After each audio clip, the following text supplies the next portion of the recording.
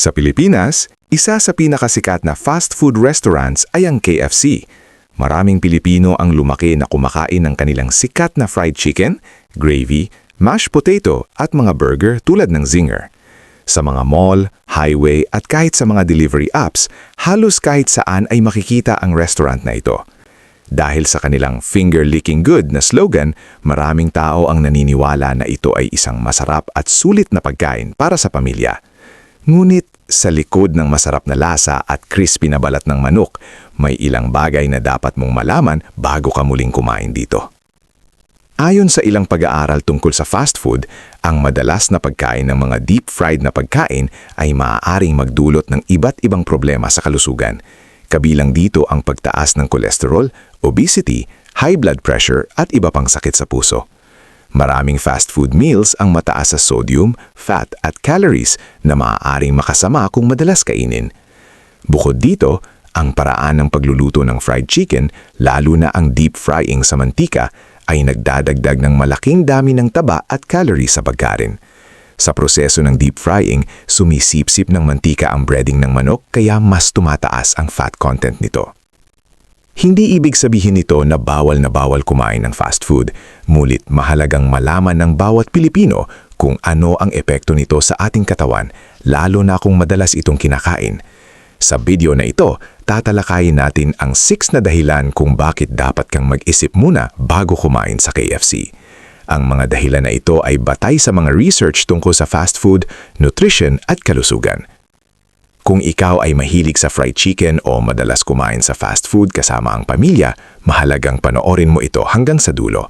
Dahil pagkatapos mong malaman ang mga impormasyong ito, maaaring magbago ang iyong pananaw tungkol sa paborito mong pagkain. Unang dahilan, sobrang taas sa sodium. Isa sa mga pangunahing dahilan kung bakit dapat kang mag-ingat sa pagkain ng KFC ay ang mataas na sodium content ng kanilang mga pagkain. Ang sodium ay karaniwang nanggagaling sa asin na ginagamit upang mas maging masarap ang pagkain. Ngunit kapag sobra ang sodium na pumapasok sa katawan, maaari itong magdulot ng mataas na blood pressure o hypertension. Sa isang typical na serving ng fried chicken, maaaring umabot sa 300 hanggang higit 500 mg ng sodium ang isang piraso lamang ng manok. Kapag kumain ka ng 2 piraso ng manok, may kasamang gravy, fries at inumin, maaaring lumampas ang iyong sodium intake sa kalahati o halos kabuuan ng recommended daily intake sa isang meal lamang. Ayon sa mga eksperto sa nutrisyon, ang sobrang sodium sa pagkain ay isa sa mga pangunahing sanhi ng hypertension. Kapag mataas ang blood pressure ng isang tao, tumataas din ang risk ng stroke, heart attack at kidney disease. Kaya naman sa Pilipinas, ang Department of Health at mga nutrition experts ay patuloy na nagpapaalala sa publiko na limitahan ang pagkain ng mga processed at fast foods. Sa KFC, hindi lamang ang fried chicken ang may mataas na sodium. Pati ang gravy, mashed potato, burger at iba pang side dishes ay naglalaman din ng malaking dami ng asin at flavor enhancers. Kaya kapag pinagsama-sama ang lahat ng ito sa isang meal, maaaring mas mataas pa ang sodium intake kaysa sa inaakala mo. Para sa maraming Pilipino, ang pagkain sa fast food ay isang treat o reward. Ngunit kung ito ay nagiging madalas na pagkain, maaari itong unti-unting makasama sa kalusugan. Kaya mahalagang tandaan na ang sobrang sodium ay hindi agad nararamdaman ang epekto, ngunit sa paglipas ng panahon ay maaaring magdulot ng seryosong problema sa puso at katawan. Pangalawa, sobrang mantika at fat. Ang isa pang dahilan kung bakit dapat kang mag-ingat sa pagkain sa KFC ay ang mataas na fat content ng kanilang fried chicken.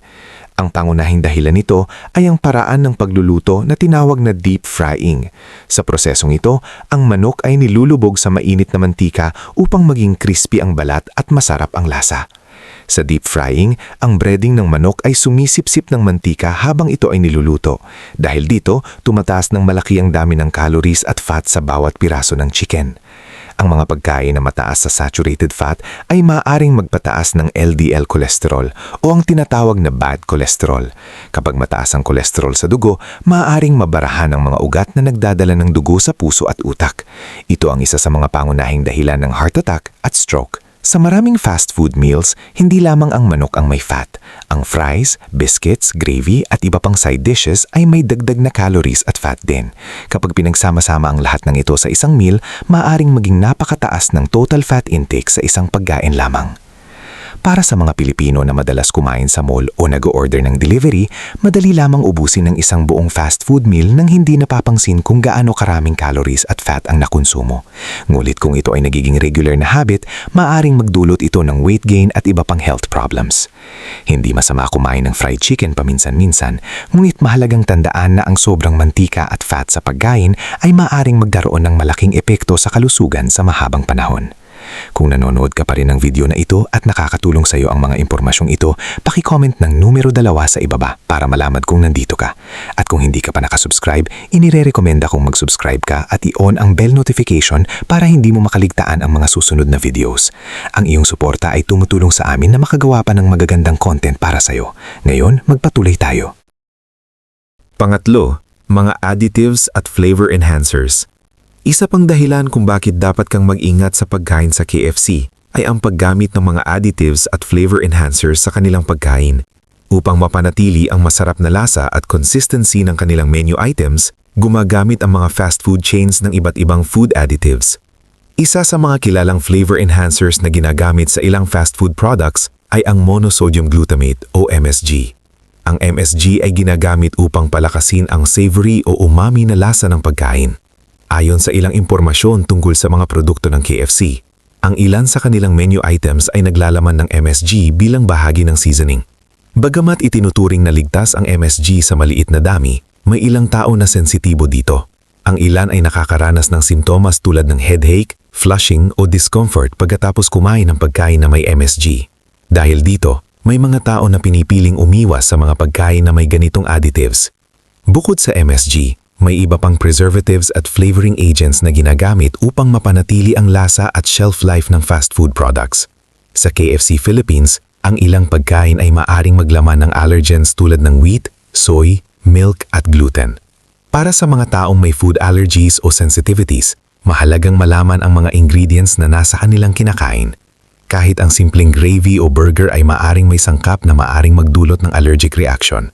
Sa pangkalahatan, ang mga additives ay hindi agad mapanganib kung paminsan-minsan lamang kinakain ng pagkain. Ngunit kapag madalas itong bahagi ng diet, maaaring magkaroon ito ng epekto sa kalusugan sa mahabang panahon. Pang-apat, high calories na maaaring magdulot ng obesity. Isa pang mahalagang dahilan kung bakit dapat mong pag-isipan bago kumain sa KFC ay ang mataas na calorie content ng kanilang mga pagkain. Ang karamihan sa fast food meals ay idinisenyo upang maging masarap, satisfying at nakaka-addict sa panlasa. Ngulit kapalit nito ay ang napakataas na calories sa bawat serving.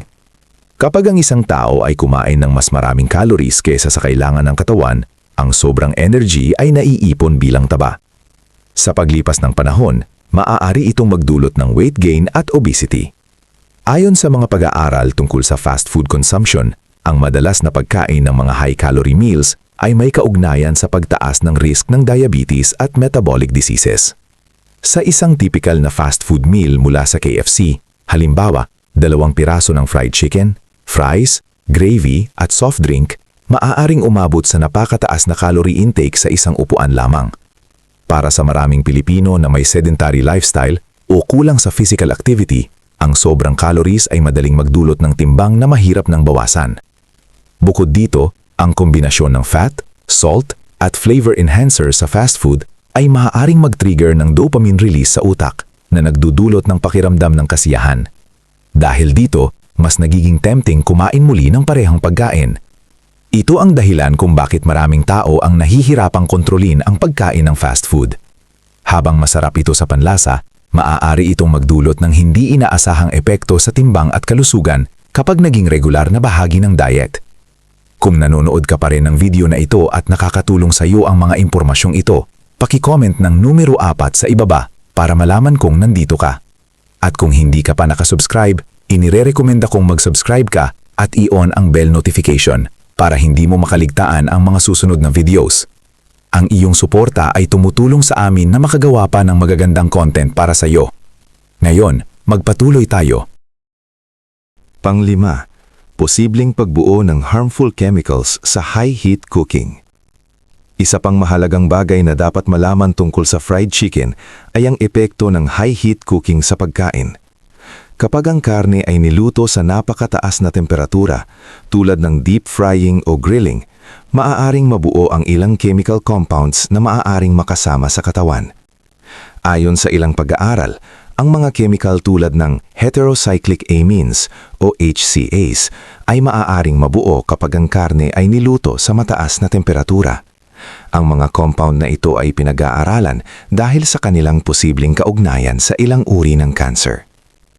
Bukod dito, ang mga pagkain na niluluto sa matataas na temperatura ay maaaring mag-produce ng compounds tulad ng acrylamide at advanced glycation end products.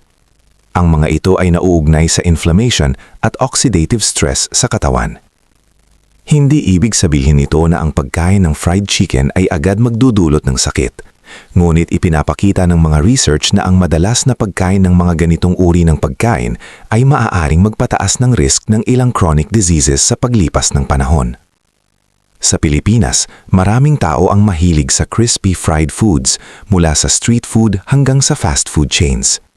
Ngunit mahalagang tandaan na ang paraan ng pagluluto ay may malaking epekto sa nutritional value ng pagkain. Kung nais mong maging mas healthy ang iyong diet, mas mainam na bawasan ang pagkain ng mga deep-fried foods at palitan ito ng mga lutong steamed, grilled o boiled.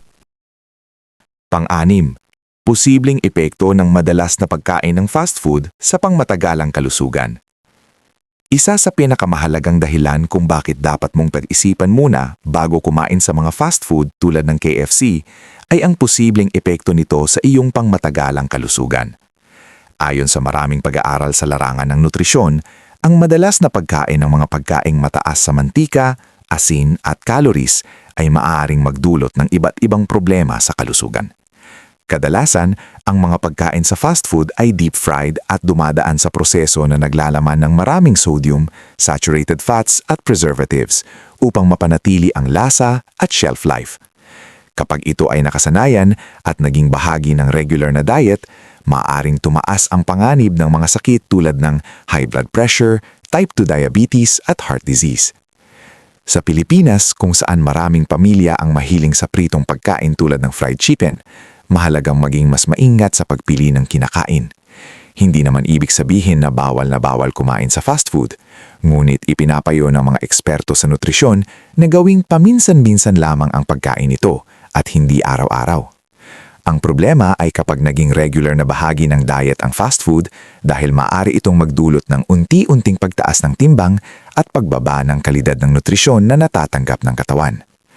Ang katawan ng tao ay nangangailangan ng balanseng kain tulad ng gulay, frutas, whole grains at sariwang protina upang manatiling malakas at malusog. Kapag ang karamihan sa kinakain ay processed o fast food, nababawasan ang mahahalagang bitamina at minerals na kailangan ng katawan para sa maayos na paggana ng organs, immune system at metabolismo. Kaya bago ka muling bumili ng paborito mong fried chicken meal, magandang isipin kung gaano kadalas mo itong ginagawa. Ang tunay na susi sa kalusugan ay hindi lamang sa sarap ng pagkain, kundi sa tamang balanse at disiplina sa pagkain. Sa halip na umasa sa fast food bilang pang-araw-araw na pagkain, mas mainam na piliin ang mas sariwa at masustansyang pagkain na makakatulong sa iyong katawan sa pangmatagalan. Sa ganitong paraan, mapapanatili mo ang lakas, sigla at kalusugan habang tumatagal ang panahon. Pangwakas na kaisipan. Ang pagkain sa fast food restaurants tulad ng KFC ay bahagi na ng modernong lifestyle ng maraming Pilipino. Sa mga birthday party, family outing o simpleng treat pagkatapos ng trabaho o school, madalas itong maging madaling pagpipilian dahil sa mabilis na serbisyo at masarap na pagkain. Ngunit tulad ng napag-usapan sa video na ito, mahalagang malaman ng bawat isa ang mga posibleng epekto ng madalas na pagkain ng fast food. Ang mataas na sodium, fat, calories, additives at mga chemical na nabubuo sa high-heat cooking ay ilan lamang sa mga dahilan kung bakit dapat limitahan ang pagkain nito. Hindi nangangahulugan na kailangan mong tuluyang iwasan ng KFC o anumang fast food. Sa halip, ang pinakamahalagang bagay ay ang tamang balanse sa pagkain. Kung kakain ka man ng fried chicken, mas mabuting gawin ito paminsan-minsan lamang at siguraduhing may sapat na gulay, prutas at masustansyang pagkain sa iyong diet. Para sa maraming Pilipino, ang kalusugan ay isa sa pinakamahalagang kayamanan. Ang simpleng pag-alam sa mga impormasyon tungkol sa pagkain ay makakatulong upang makagawa tayo ng mas matalinong desisyon para sa ating katawan. Sa huli, ang tunay na layunin ng video na ito ay hindi upang takutin ng mga tao, kundi upang magbigay ng kaalaman. Dahil kapag may sapat tayong impormasyon, mas nagiging handa tayo na pumili ng pagkain na hindi lamang masarap, kundi makakabuti rin sa ating kalusugan. Kaya bago ka muling kumain sa KFC, tandaan ang mga bagay na iyong natutunan ngayon. Dahil minsan, ang simpleng kaalaman ay maaaring maging susi upang mapanatili ang isang mas malusog at mas mahabang buhay. Kung nagustuhan mo ang video na ito at nakatulong ito sa iyo, mangyaring i-like, mag-subscribe at i-share. Ang inyong suporta ay tumutulong sa amin na patuloy na gumawa ng magagandang content upang kayo ay mabigyan ng kaalaman at inspirasyon. Salamat sa panonood at inaasahan naming makita kayo sa susunod na video.